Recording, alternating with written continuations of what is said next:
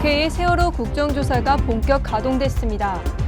정부가 재난 컨트롤 타워로서 제 역할을 하지 못했다는 여야 의원들의 질타가 쏟아졌습니다.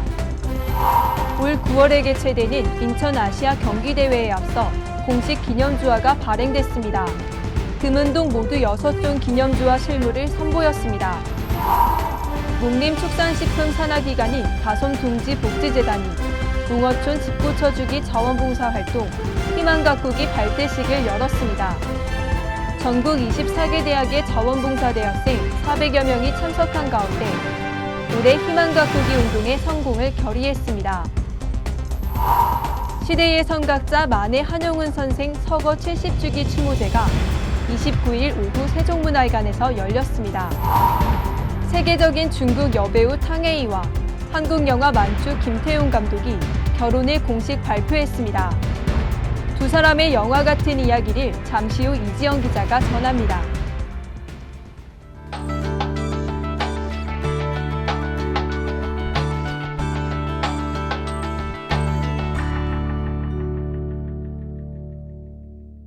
천지TV 시청자 여러분 안녕하십니까? 7월에 찾아온 지각장마가 곧 시작될 것 같습니다. 평년보다 9일 늦게 시작된 27년 만의 지각장마라고 하는데요. 늦은 만큼 해갈의 기쁨만 주는 장맛비가 됐으면 좋겠습니다. 정부가 세월호 침몰 사고의 진상규명을 위한 첫 국정조사에서 집중포화를 맞았습니다. 세월호 국정조사 특별위원회는 국방부, 안전행정부 등을 대상으로 첫 기관 보고를 받았는데요. 여야 의원들의 호통치기 국정조사라는 평가도 나오고 있습니다. 김미라 기자가 현장 전해드립니다. 국회의 세월호 국정조사가 오늘부터 본격 가동됐습니다. 세월호 국정조사 특별위원회는 국방부, 안전행정부 등을 대상으로 특위 첫 기관 보고를 받았습니다. 여야 의원들은 중앙재난안전대책본부가 재난 컨트롤 타워로서 제 역할을 하지 못한 점 등 정부의 미숙한 사고 대응 방식에 질타를 쏟아냈습니다. 사고 발생 이후 중대본이 가동되기까지 약 1시간 정도, 53분이 걸렸어요. 이것도 너무 늦었고 또 장관께서도 현장까지 다녀오셨음에도 불구하고 이 상황의 심각성을 제대로 인식하지 못했다. 김현 의원은 감사원의 감사 결과가 나오지 않은 상황에서 이뤄진 정부의 조직 개편 작업을 지적했습니다. 사건에 대한 진상규명도 채 이루어지지 않았는데 조직 개편부터 논의하는 게 맞습니까? 그게 맞다고 보십니까? 조직 문제에 관해서는 좀 여러 가지 다양한 의견을 들어서 지금. 하지만 오랜 진통 끝에 진행된 첫 기관 보고는 의원들의 이른바 호통치기 수준에 머물러 국정조사 취지에 맞는 역할은 하지 못했다는 평가가 나오고 있습니다. 국조특위는 내일 해양수산부와 한국해운조합, 한국성급에 대한 기관 보고를 받을 예정입니다. 천지TV 김미라입니다.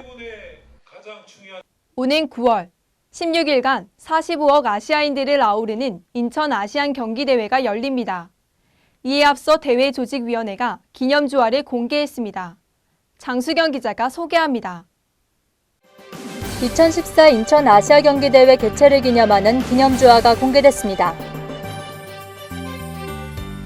대회조직위원회는 오늘 한국은행 화폐금융박물관에서 금화 2종류, 은화 3종류, 황동화 1종류 등 모두 6종 기념주화 실물을 선보였습니다. 45 아시아인들을 아우르는 소통과 화합의 축전으로 만들려고 그동안 애를 많이 쏘았습니다. 이제 이러한 축전을 기념하기 위해서 오늘 이렇게 기념주화를 공개까지 하게 돼서 대단히 기쁘고 역대 기념주화 중 1운 숫자리 금화는 발행 예정 물량 기준으로 최소 수량인 3,000개만 발행되며 3분의 1운 숫자리 금화는 국내에서 처음 발행됩니다. 특히 이번 기념주화는 보는 방향에 따라 횃불 방향이 달라 보이는 잠상 기법이 세계 최초로 적용돼 눈길을 끌었습니다. 또 우리나라 최초 황동 소재의 테두리 문자각에는 다른 기념주화와의 차별성을 강조했습니다. 이들 기념주화는 오는 7일부터 풍산 화동양행과 신한은행, 농협은행, 우체국에서 선착순 예약 판매됩니다. 천지TV 장수경입니다. 젊은 대학생들이 흘리는 봉사의 땀방울이 취약계층에게 큰 힘이 되고 있습니다. 취약계층의 주택 여건 개선을 위한 희망 가꾸기 발대식 현장. 이지영 기자가 전합니다. 대학생들의 따뜻한 나눔과 봉사의 땀방울이 농어촌의 꿈과 희망을 주고 있습니다. 농어촌 지역 취약계층의 열악한 주택 여건을 개선하기 위해 대학생들이 발벗고 나섰는데요. 지난 1일 농림축산식품 산하기관인 다솜둥지복지재단은 농어촌 집 고쳐주기 자원봉사 활동 희망 가꾸기 발대식을 거행했습니다. 이날 발대식에는 전국 24개 대학의 자원봉사 대학생 400여 명이 참석해 올해 희망 가꾸기 운동의 성공을 결의했습니다. 우리 다솜둥지복지재단은 민관 협력과 자원봉사자의 노력을 통해 농어촌 취약계층의 주거생활 안정과 삶의 질 개선에 기여하기 위하여 농어촌에 집 고쳐주기는 행복한 농어촌을 만들기 위해서 무엇보다도 값지고 소중한 봉사라고 생각합니다. 희망 가꾸기 운동은 자원봉사자의 재능 기부로 농촌 취약계층의 주거 여건을 개선하기 위해 지난 2007년부터 시작돼 올해로 8번째를 맞았습니다.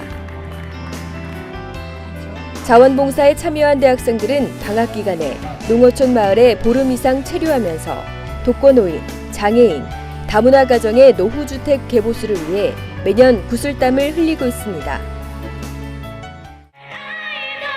발대식에는 한국연예인봉사활동단체인 한마음의 회원들도 참석해 희망 가꾸기 운동에 힘을 더했습니다.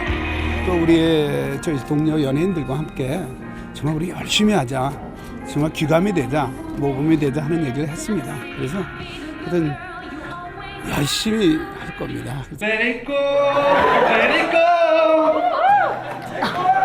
열심히 가서 그 집 주인 입장에 서서 아주 집 고치는데 일익을 담당하도록 하겠습니다. 기다려 주십시오. 네, 아직도 농어촌 곳곳에 집 때문에 불편과 많은 고통을 겪고 계신다는 분들이 되게 많다고 들었어요. 그분들께 작은 도움이라도 조금 드릴 수 있지 않을까 하는 마음에 제 봉사로 인해서 또 많은 분들이 또 이렇게 행복해지신다면 그거 이상 바랄 것도 없고요. 올해 농어촌 집 고쳐주기 희망 가꾸기 운동은 450여 가구를 대상으로 11월까지 자원봉사자 약 3,300여 명이 참여한 가운데 진행될 예정입니다. 천주TV 이지영입니다. 불교 사상가이자 독립운동가로 또 민족시인으로 살다간 시대의 선각자 만해 한용운 스님의 열반 70주기 추모 행사가 곳곳에서 열렸습니다. 29일 세종문화홀에서 진행된 추모제 현장, 이지영 기자가 전합니다. 만해 한용운 선생 서거 70주기 추모제가 29일 세종문화회관 세종홀에서 열렸습니다. 이날 대표적인 불교 사상가이자 독립운동가인 만해 한용운 스님의 열반 70주기를 맞아 추모 다례제와 음악회 등 다양한 기념 행사가 열렸습니다. 재단법인 선학원과 성북문화재단은 만해 한용운 선생의 열반 장소인 서울 성북구 시무장에서 열반 70주기 추모 다례제를 봉행했습니다. 선학원은 이어 오후 서울 세종문화회관에서 만해 스님 추모제와 추모 음악회를 열었습니다. 천지TV 이지영입니다. 늦가을에 찾아온 사랑이란 뜻의 영화 만추 보셨습니까? 현빈과 탕웨이의 주연으로 더욱 화제가 됐었는데요. 현실에서는 탕웨이와 김태용 감독이 결혼을 하게 됐습니다. 이지영 기자가 소개합니다. 세계적인 중국 여배우 탕웨이와 한국 영화 만추 김태용 감독이 결혼을 공식 발표했습니다. 김태용 감독의 소속사인 영화사 봄은 연출자와 배우로 만나 삶의 동반자가 된 감독 김태용과 배우 탕웨이가 가까운 지인들의 축복 속에 비공개로 결혼식을 치를 예정이라고 밝혔습니다. 만추에서 함께 작업한 두 사람은 영화 작업 이후에도 좋은 친구로 지내왔으며 2013년 10월 광고 촬영을 위해 탕웨이가 내한했을 때 친구에서 연인으로 발전하게 됐습니다. 이후 한국과 중국을 오가며 사랑을 키워온 두 사람은 늦가을에 찾아온 사랑이라는 뜻의 영화 만추를 만들어낸 지 5년여 만인 올 가을에 부부의 연을 맺게 됐습니다. 김태용 감독과 탕웨이의 결혼 소식을 중국 언론들은 톱 뉴스로 다뤘고 해당 기사에 20만 개 이상의 댓글이 달릴 정도로 중국 네티즌들이 뜨거운 관심을 보이고 있습니다. 천지TV 이지영입니다. 시진핑 중국 국가주석 내외가 1박 2일 일정으로 한국을 국빈 방문했습니다. 3일 시진핑 주석은 부인 펑리위안 여사와 전용기 편으로 성남 서울공항에 내려 영접을 받고 박근혜 대통령과 정상회담을 가졌습니다. 시진핑 주석의 방안은 지난해 6월 박근혜 대통령의 국빈 방중에 대한 답방 성격이며 두 정상이 회동한 것은 취임 이후 이번이 5번째입니다. 일본 정부가 1일 집단적 자위권 행사는 일본 헌법에 어긋나지 않는다고 선언하며 집단적 자위권 행사를 위한 첫 발을 내디뎠습니다. 집단적 자위권은 밀접한 관계에 있는 국가가 공격받을 때 무력으로 개입할 수 있는 권리입니다. 아베 신조 내각은 이날 오후 임시 내각회의를 열어 집단적 자위권 행사를 위한 헌법 해석 변경을 결정했습니다. 이로써 일본은 2차 대전 패전 69년 만에 공격받지 않아도 공격할 수 있는 나라로 돌아갔습니다. 북한이 동해상에서 단거리 발사체 2발을 발사했습니다.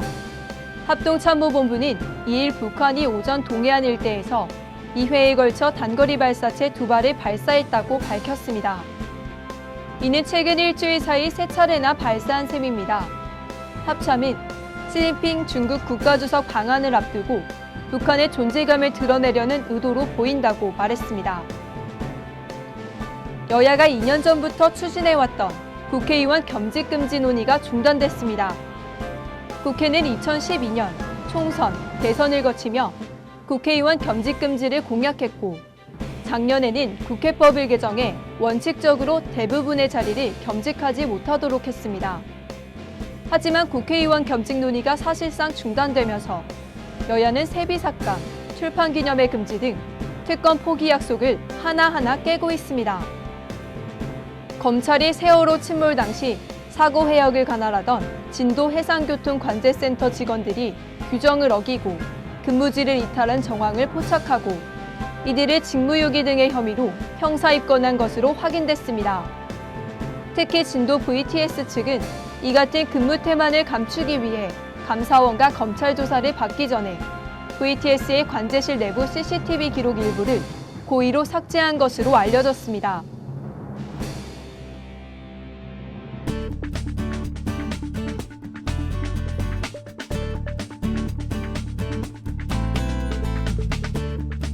천지일보 주간 주요 뉴스입니다.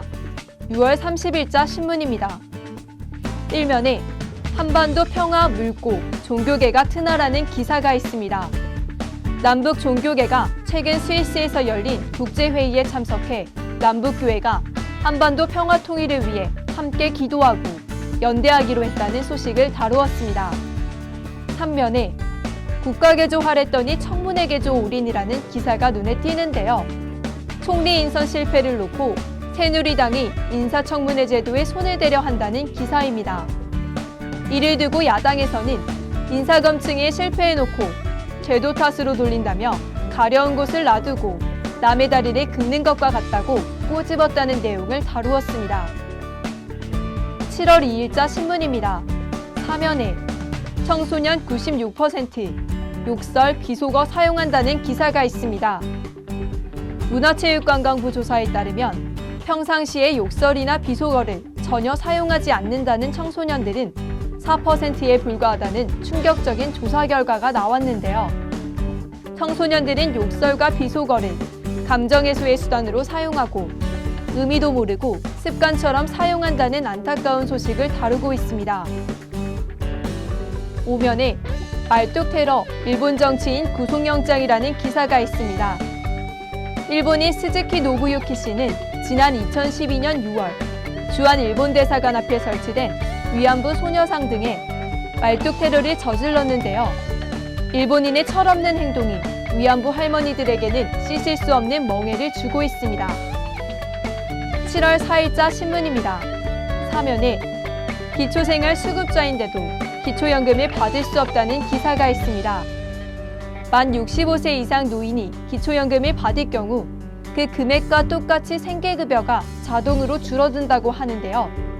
기초생활수급자들이 양자택일을 할 수밖에 없는 기초연금제도의 문제를 꼬집는 고발기사입니다. 13년 피플앤포커스에서는 이색 테마역에 관한 내용을 다루었는데요.